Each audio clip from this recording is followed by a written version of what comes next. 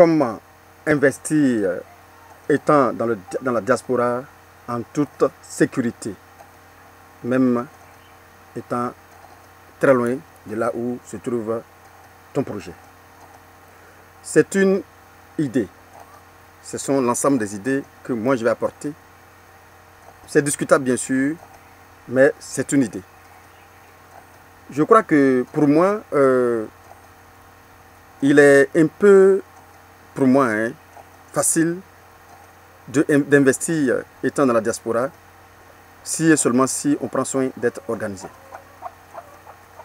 Salut, je me présente, c'est Dongo, le conseiller agricole, toujours le même Dongo.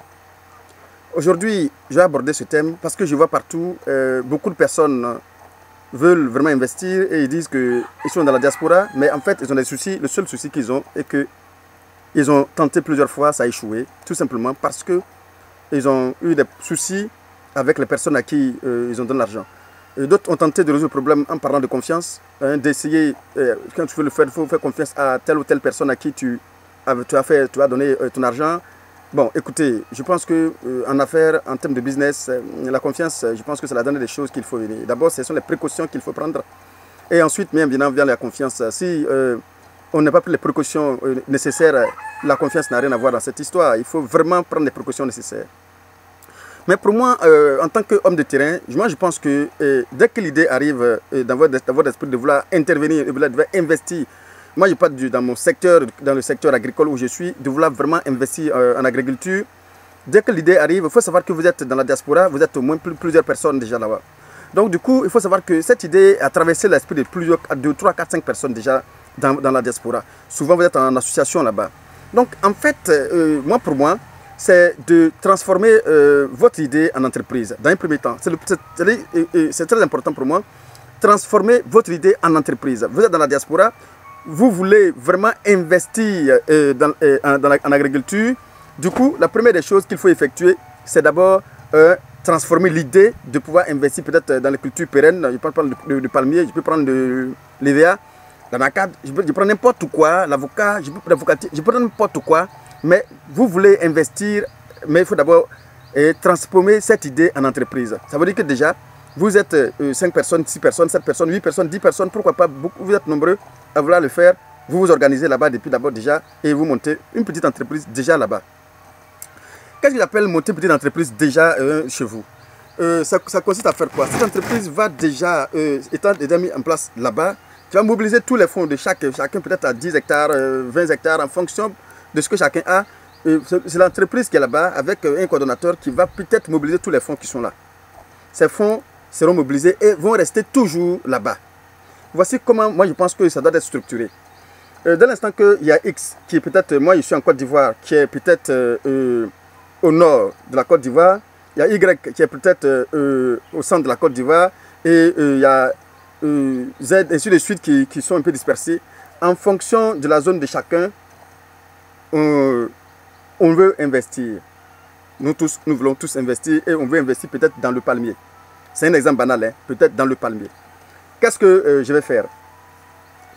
Puisque on est là-bas et que si on confie ça de manière individuelle à une personne, à 2 personnes, à chacun, ça peut poser problème.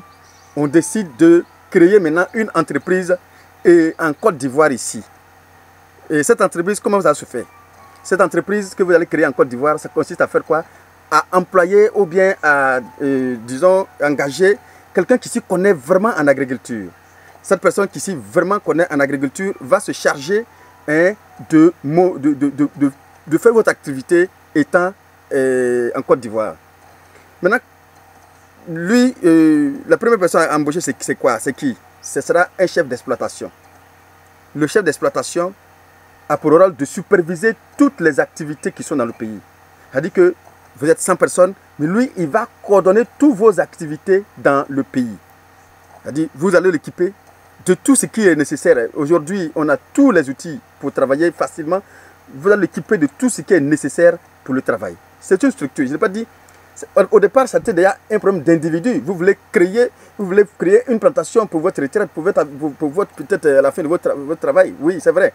Mais transformer ça en entreprise. Vous êtes devenu 4, 5, 6 personnes et puis vous allez déjà en fonction des actions de chacun, bon, de son apport, ça c'est comme vous allez coordonner ça là-bas. Aujourd'hui, ce sont des idées ramassées, mais quand vous allez vraiment, peut-être que vous allez vous asseoir et réfléchir dessus, vous pouvez bien coordonner cela pour transformer ça en quelque chose de très précieux. Maintenant, lui, son rôle, ce sera quoi? Ça sera au départ, vous avez besoin de 1. Il va pouvoir coordonner toutes les activités de chacun dans son pays, que ce soit au nord, lui, il est au centre. Maintenant, lui, son rôle, il va aussi permettre à ce que tous les problèmes fonciers qui peuvent arriver, en tout cas, lui, il est là pour régler tous ces petits détails. C'est-à-dire, il est là pour ça. Mais dans chaque zone, si par exemple, au centre, il y a plusieurs champs là-bas, et que lui, il est quelque part loin, où il ne peut pas aller lui seul chaque fois pour aller regarder, il va maintenant engager ce qu'on appelle un encadreur ou un superviseur. Le superviseur son rôle sera quoi? Dans la zone où il se trouve, lui, il va se charger de mobiliser des gens qui vont faire les activités qu'il faut. C'est-à-dire que lui, par exemple, lui, il va permettre, il va sincèrement vérifier l'effectivité des activités de la zone. Il va vérifier l'effectivité des activités dans la zone. C'est-à-dire que lui, son rôle, c'est de se charger à ce que toutes les activités se fassent correctement et calmement. C'est son rôle qui est là. Donc lui, son rôle, ce n'est pas d'aller prendre la machine pour nettoyer.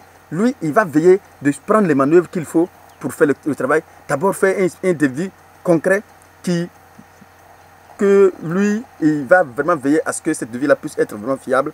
Et voilà, lui, il va permettre à ce que tout se fasse sur le terrain. Maintenant, lui, le superviseur, l'encadreur que vous avez employé, lui, il va rendre compte au chef d'exploitation et le chef d'exploitation va rendre compte au directeur qui se trouve peut-être en France, peut-être dans le diaspora, en tout cas peut-être quelque part là-bas, mais lui, il va rendre compte là-bas. C'est après un bon rapport que chacun va effectuer que vous serez en mesure maintenant de sortir de l'argent pour telle activité. Mais en principe, le chef d'exploitation va vous énumérer toutes les activités probables qui peuvent arriver, qui peuvent s'effectuer pour la réalisation de votre activité. Lui, son rôle, c'est vraiment du côté technique. C'est-à-dire que quelles sont les activités on doit faire. Tout ça sera énuméré et il va veiller à mettre un montant, disons, prévisionnel, en fait, un montant approximatif, mais un montant, ce montant sera fiable que lorsque c'est fini d'être réalisé et c'est le montant final que vous payez. Je sais pas. J'essaie de mettre, c'est une structure que nous faisons ici. Étant donné que la zone d'encadrement ici est un peu vaste, qu'est-ce qu'on fait? Ça a été subdivisé. Chez nous, moi je gère par exemple dans ma zone ici, je gère environ près de 200 planteurs. Quand j'ai fini mon rapport, je dépose mon rapport chez mon superviseur. Le superviseur dépose le rapport chez le chef d'exploitation. Le chef d'exploitation dépose le rapport chez le directeur et celui qui évacue le reste et ce sera, tout est coordonné, tout est payé tranquillement. Et en fait, c'est vraiment coordonné de sorte que tout est planifié et personne n'a de problème avec personne. Mais si vous partez sur toujours la base de parents et que vous ne pensez pas à entreprise, ça sera difficile pour vous de pouvoir coordonner à chaque fois vos activités depuis la diaspora. Je pense que la première des choses qu'il faut maintenant, à partir de cet instant, pour celui qui va regarder cette vidéo, c'est vrai, peut-être que j'ai ramassé les idées, hein, je ne les ai pas coordonnées. Mais si vous vous asseyez correctement pour essayer de les coordonner, je vous assure que vous allez trouver que si vous êtes 5 personnes, 6 personnes, vous pouvez bâtir peut-être une grosse entreprise déjà étant là-bas. Et du coup, étant donné que aujourd'hui, vous pouvez passer par 30 hectares. Mais puisqu'il y a un superviseur, je veux dire, et il y a des gens qui sont sur le terrain, qui vont entendre parler des terrains par-ci, par-là, ça va grandir progressivement. Mais je vous en prie, je vous assure, avant de venir, vous allez vous trouver à 1000 hectares, à 2000 hectares, facilement, sans vous rendre compte. Et maintenant, à part de là, vous allez même penser progressivement aussi, pourquoi pas, à maintenant créer des usines pour transformer ce que vous faites. En fonction de ce que vous faites, bien sûr, en fonction de ce que vous voulez faire, bien sûr. Je parle de cela pour n'importe quelle activité. Et je pense que toute personne qui se dit formée en agriculture ne va te dire qu'il est formé en palmier. Il est formé en agriculture. Pas d'agriculture, pas d'élevage. Et je pense que le technicien que vous allez pouvoir, ou bien le chef d'exploitation que vous allez pouvoir engager, va pouvoir peut-être vraiment coordonner tout ce qui est comme activité, comme élevage, agriculture, disons, proprement dit. Je pense que moi je crois fermement que c'est comme ça, il faut vraiment coordonner les choses. Étant là-bas, coordonner les choses. Aujourd'hui, on parle d'organisation. Moi, je parle d'organisation. Je ne parle pas de confiance. La confiance, je pense que c'est bien entendre. Mais combien de personnes vont faire vraiment preuve de confiance jusqu'à la fin s'ils sont confrontés à des difficultés? Mais écoutez, parfois, il veut dire, écoutez, je vais le faire rapidement et puis après, bon, je vais rembourser. Mais le plus souvent, ça ne marche pas comme ça. Mais je pense que si vous essayez de vous organiser depuis là-bas et pensez à une bonne entreprise et créer une entreprise à partir de peut-être rien. Quand il dit peut-être rien, c'est commencer par un petit schéma simple.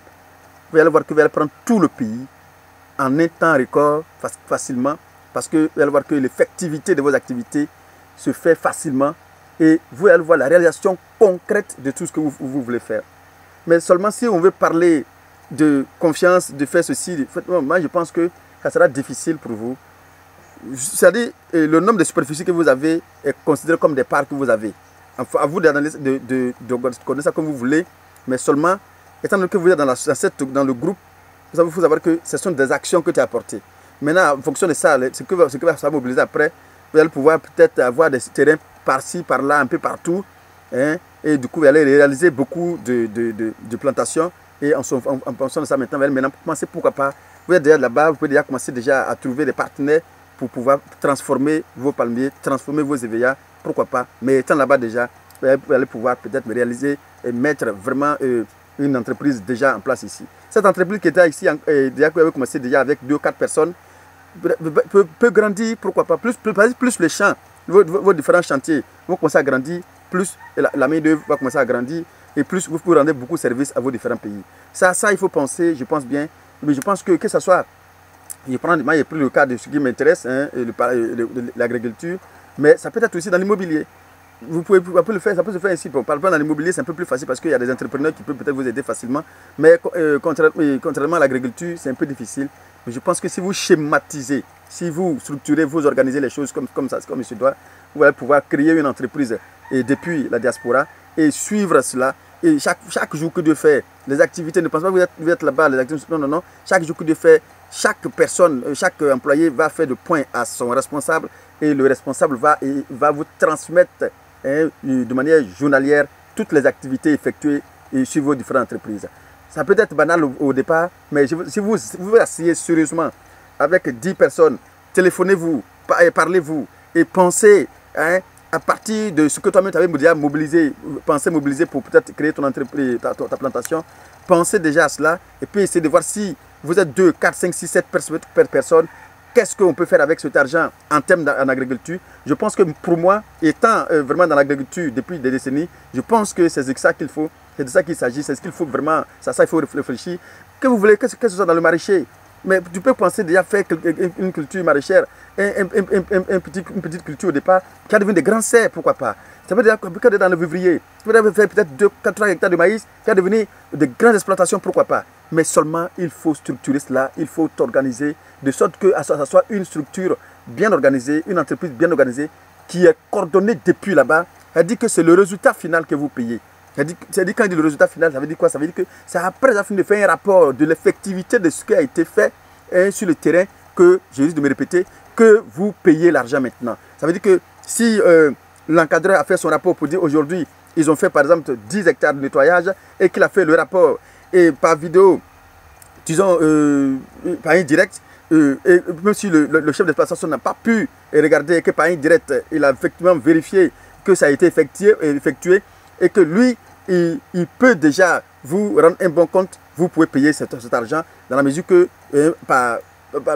même si vous avez vu ça de loin, mais au moins vous avez regardé et le chef d'exploitation peut prendre la responsabilité de payer et vous allez payer. C'est-à-dire que c'est quand vous finissez, que la chose a été finie d'être effectuée, que vous payez l'argent. Et quand c'est comme ça, vous êtes tranquille parce qu'à chaque fois, on vous fait, chaque jour que Dieu fait, vous êtes là-bas, vous employez quelqu'un sur le terrain qui fait votre travail correctement. Vous ne l'employez pas parce qu'il va gérer une petite superficie. Vous l'employez parce qu'il va chercher, il va mobiliser des différents terrains étant dans les différents pays où vous êtes pour agrandir votre structure, pour agrandir l'entreprise. Donc l'objectif n'est pas de Je n'ai pas dit d'aller employer un CE que vous allez payer peut-être cher et pour venir gérer 30 hectares. Non, l'objectif, ce n'est pas de gérer 30 hectares. L'objectif, c'est de gérer plus tard des milliers d'hectares. Donc, du coup, pour ce faire, il faut que cela soit une organisation. Si vous êtes 10, 20 personnes et à penser à créer des milliers d'hectares, je pense que quand vous allez venir, vous serez en paix parce que déjà, à part de là, vous allez déjà créer vous-même facilement votre usine de transformation du palmier à huile, de transformation comment on appelle ça, de régime de palme, et de transformation aussi de caoutchouc, pourquoi pas, et vous allez pouvoir tranquillement rentrer en toute sérénité. Mais j'ai vu, je le dis parce qu'il y a beaucoup qui sont restés là-bas. C'est parce que je ne suis pas à côté, allez vous faire voir cette petite usine. Il est resté là-bas et quelqu'un lui a dit qu'on peut faire la transformation d'huile ici. Malheureusement, il a jeté près de des dizaines de millions. Mais ça est là, ça n'a pas encore abouti. Pourquoi? Parce que ça n'a pas été coordonné. On a fait confiance à un individu. Non. Coordonnez-vous, structurez votre activité, transformez votre idée en entreprise. Et si vous voyez que c'est un peu mince pour vous, de faire ce que je vous dis, et tapez ça et là, appelez vos amis pour dire, mais écoutez, tu n'as pas un projet agricole. Du coup, je sais que chacun de vous a un projet, mais au moins si sur 100 personnes, il y a au moins 20 qui ont un projet agricole. Je pense que si vous vous mettez ensemble, vous allez créer cette structure et vous pouvez bâtir un empire vraiment agricole avant de venir. Moi, je crois fermement que c'est de ça qu'il s'agit. En tant que technicien agricole qui est confronté à plusieurs situations chaque jour, je pense que c'est de ça qu'il s'agit. Parce que une fois que c'est ce schéma-là qui marche pratiquement bien ici, mais je pense qu'on peut privatiser ce schéma. Ici, c'est l'État qui nous met sur le terrain, certes, mais nous, quand on clique sur notre ordinateur ici, tous les rapports que nous faisons, directement, c'est centralisé. Donc, c'est parti immédiatement. Donc, toutes les activités que nous faisons aujourd'hui sont au-dessus de nos différents patrons qui sont peut-être là où ils sont. Pourquoi? Parce que ça a été informatisé, ça a été coordonné, tout est aujourd'hui facile à gérer. Et je pense que c'est de ça qu'il s'agit. Moi, je pense bien, moi, je crois bien, en dehors de tout ce que j'ai écouté comme vidéo, bon, je pense que, je n'ai pas dit que ce n'est pas aussi fiable, mais je pense que si vous voulez vraiment investir en agriculture, depuis l'Europe, depuis là où vous êtes, depuis l'Amérique, je pense que c'est la première des choses à faire, c'est d'essayer de vous organiser de sorte que mes 30 hectares que j'ai, si quelqu'un d'autre a 20 hectares et qu'on a employé quelqu'un, on a employé une équipe sérieuse, une équipe vraiment sérieuse, je suis sûr et certain qu'on va facilement faire nos milieux, on va facilement bâtir notre empire que de partir de manière individuelle. Ne dit-on pas qu'à deux, nous sommes plus forts? Je pense bien, hein, je suis sûr et certain que lorsque vous êtes 2, 3, 4 personnes, on a beaucoup de force en réalité. Mais si vous partez de manière individuelle, ça sera peut-être, pour moi, hein, je pense que c'est un langage que moi, sur ce que je viens de dire actuellement, mais je pense que ça sera plus rapide et plus fiable hein, de partir groupé que de partir de manière individuelle. Ça, c'est sûr et certain. Ça, c'est juste une vidéo.